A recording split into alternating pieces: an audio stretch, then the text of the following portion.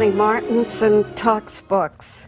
In the world we're living in, it is vital that we have good leaders in business, in government. Well, what makes a good leader? My guest today, Joel Kurtzman, has written Common Purpose: How Great Leaders Get Organizations to Achieve the Extraordinary. And it is published by Jossie Bass. And welcome, Joel. Thank you. And Common Purpose, and before we even talk, I'm going to ask you to just read that part of the book where you define it. Okay. What is common purpose? To me, it is that rare, almost palpable experience that happens when a leader coalesces a group, team, or community into a creative, dynamic, brave, and nearly invincible we. It happens the moment the organization's values, tools, objectives, and hopes are internalized in a way that enables people to work tirelessly toward a goal. Common purpose is based on a simple idea. The leader is not separate from the group, he or she leads.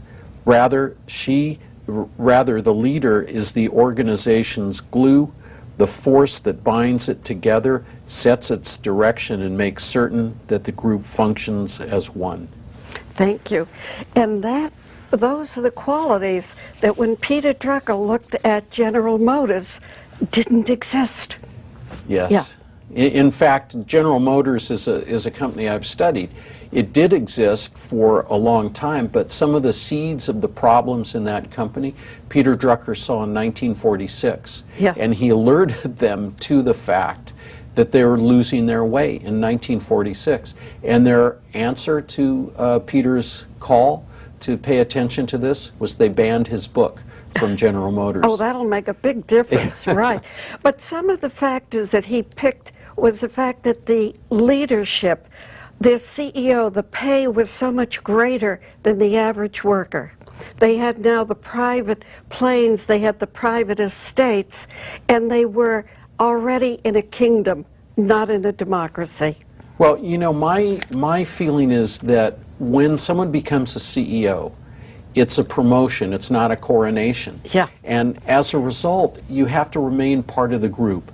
You can't separate yourself, you can't take all the perks, you can't make the differential in terms of pay so great that people in the organization no longer trust you, no longer identify with you. These are very important things, and what it requires is tremendous self-discipline on the part of the leader. A leader whose company you seem to have great respect for, FM Global.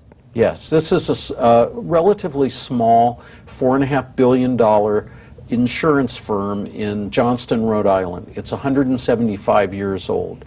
The CEO of that firm flies in the same way that everyone else in the firm flies. His name is Shivan Subramaniam. Yeah. Indian, educated in MIT, has a tremendous rapport with the people who work in the firm. About 4,000 people work there.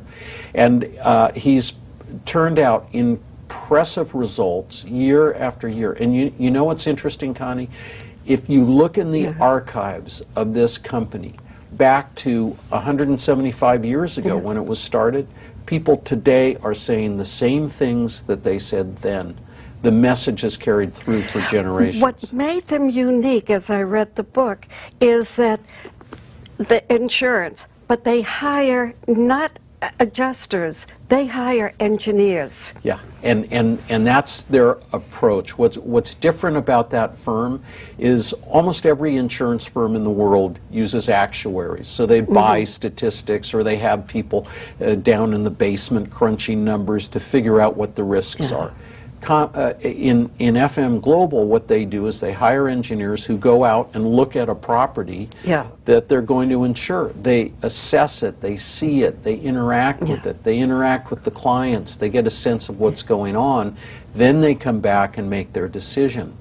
It's a whole different way to operate. You also point out about them, which again, I've always been fascinated by, mergers. Yeah. Because suddenly people who were always in on the beginning are not included because you can't have that many people in a room. They were able to have a merger where the purpose and the goals were, they didn't just merge their company with, say, Coca-Cola. I mean, there was a genuine belief. Yeah, they merged with two other insurance companies that had the same orientation, that were service-oriented, that were engineering-oriented, that were in the area, and where the cultures were similar. As a result, they were able to integrate the firms very quickly. They didn't have the kinds of fighting over who becomes the CEO, who's the co-CEO, who throws out whom. All those kinds of battles didn't happen. Instead, it was a very smooth integration of all the firms together. They laid off almost no one. People had a lot of sense of spirit that what they were creating was better, not just bigger, and they joined in on the purpose of it. Now, a firm that didn't do this, and which is not just flat, is maybe moribund, Western Union. Oh, well, Western Union is one of my favorite cases about what you can do wrong. It's about the same age, a little bit younger than FM Global. So Western Union is about 140 years old, 130 years old. It was one of the original members of the Dow. It was at one time the largest company in the world. It sent telegrams. That was its main business, telegrams, telegraph. So Alexander Graham Bell brought to them the patent for the telephone and said, do you want to invest in my company? It's very similar to what you're doing. They said, they looked at the patent and they said, no big thing. We don't think we're interested in investing in the telephone.